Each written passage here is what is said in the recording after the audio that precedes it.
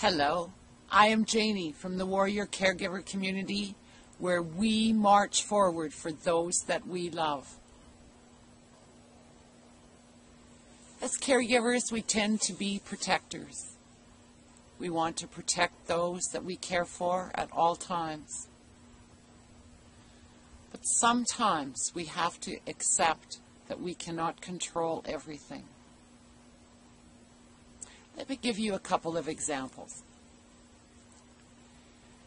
When Brittany was 6 and going into grade 1, I had gone into her school and met with her teacher to explain to her teacher where she had to sit in the classroom so that she could see the board. She either had to sit in the center at the front or to the left at the front. But with her visual difficulties, that was the only two places that she would be able to see the board. And let me tell you a little bit about Brittany at that point. Brittany was about a foot taller than every other child in that classroom. So a couple of months had gone by, and then one night, Brittany said, "It was on the board, but I couldn't see it." I said, "What do you mean it was on the board and you couldn't see it?" "Oh," she said, "my teacher moved my desk. I'm now at the back and on this side," which is the right side. So the next day I went to the school and I met with her teacher. And I asked her teacher, "Why did you move her to the back of the room?" She said, "Brittany is too tall. The children sitting behind her can't see the board." And I asked her, "Is it not important that Brittany be able to see the board also?"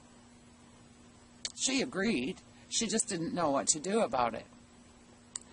So I showed her how she could stagger the desks, put Brittany in the front to the left, and still everybody would be able to see.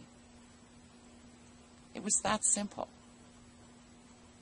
But I had to step in as the protector, because Brittany would never have told her teacher that she couldn't see from the back of the room.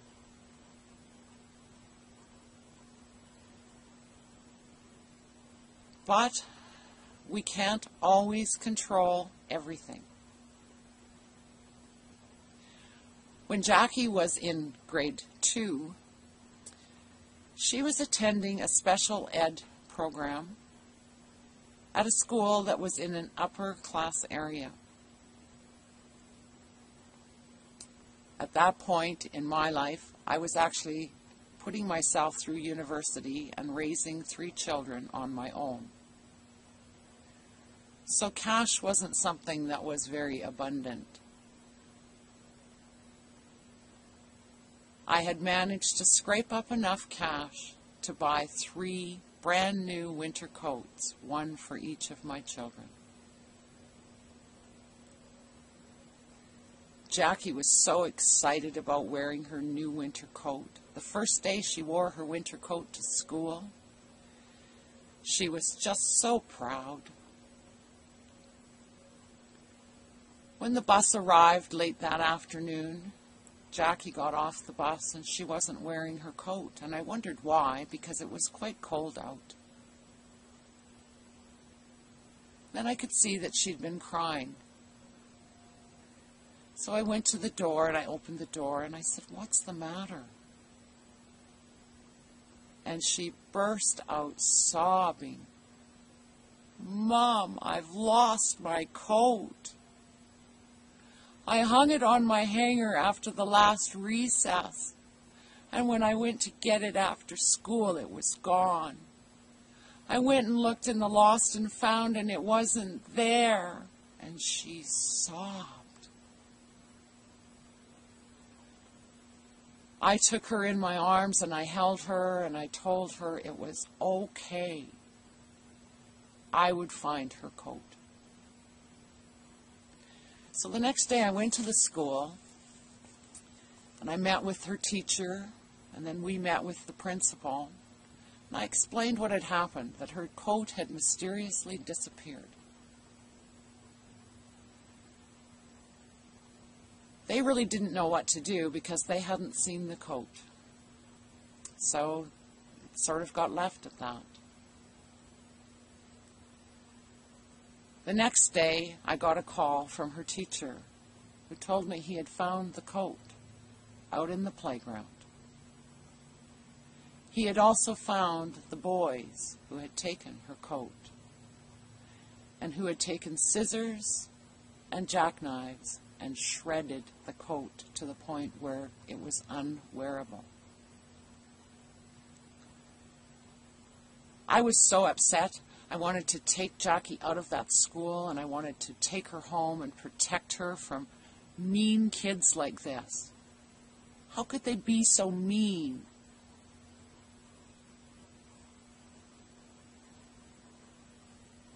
But it's real life.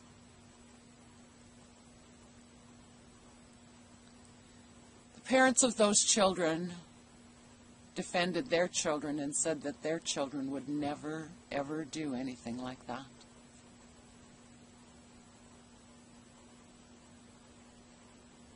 And it was at that point that I realized that it really wasn't the kids' fault at all. Those boys, their parents really did not know how to teach them right from wrong, respect, disrespect. Their parents did not know how to deal with handicapped children.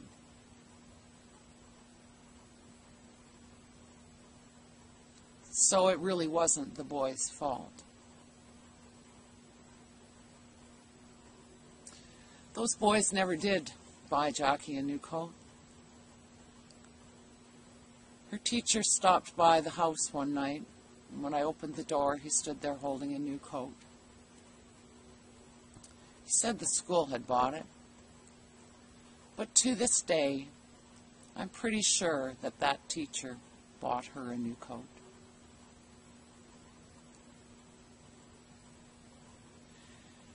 So you see, sometimes we have to be protectors, and sometimes we have to be acceptors. Because life is not always roses. There are things that happen in life that aren't that nice.